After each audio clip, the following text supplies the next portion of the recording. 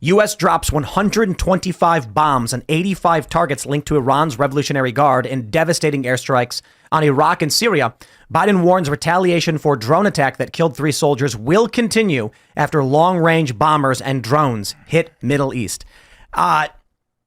Unilateral declaration of war, or is it just we are in such a perpetual state of war, they don't care. They're just going to keep ramping things up and we're going to spiral out of control and implode, or what? They're used to being a wasteland of our bomb shrapnel. It doesn't seem like it could escalate into a regional war, but they telegraphed it to everyone that we'd be bombing them. So then everyone that might have been responsible for the drone attack is gone.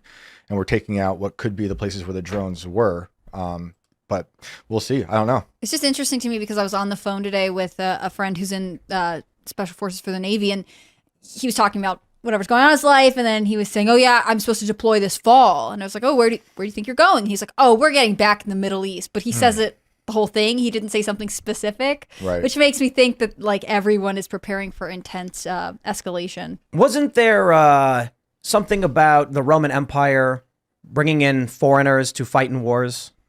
That is part of the story, I believe. Is it part of the story? Does anybody know enough about the Roman Empire? Come on, man. I thought this was all you think about. It every single day, yeah. Yeah. But seeing this, it's perpetual war.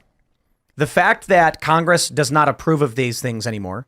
We've been at war in the Middle East for decades or longer, actually. And we're in Syria?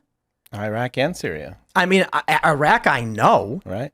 And Syria, when? I mean, of course it happened with... We never left. Well, with Obama, we would go in.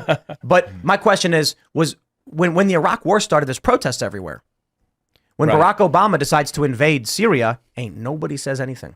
Right. Nothing. Donald Trump comes in, tries to get the troops out. They lie to him to keep the troops in. Right. It's crazy they're at this point. And so now with the bombing campaign in Iraq and Syria, we've basically got a unilateral declaration of war on Syria. We're attacking Iranian linked targets, whatever that means. It's just, there's not going to be any formal declaration of a World War III or expansion of war. We're just slowly walking our way into further and further escalation.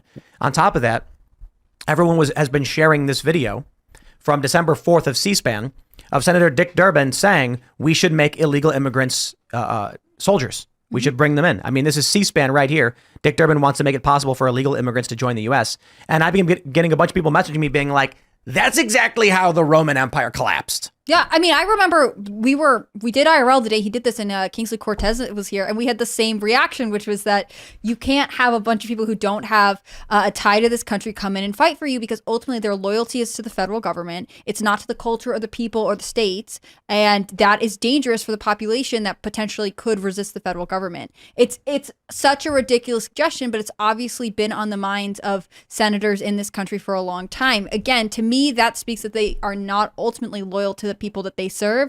They're loyal to power and controlling the masses.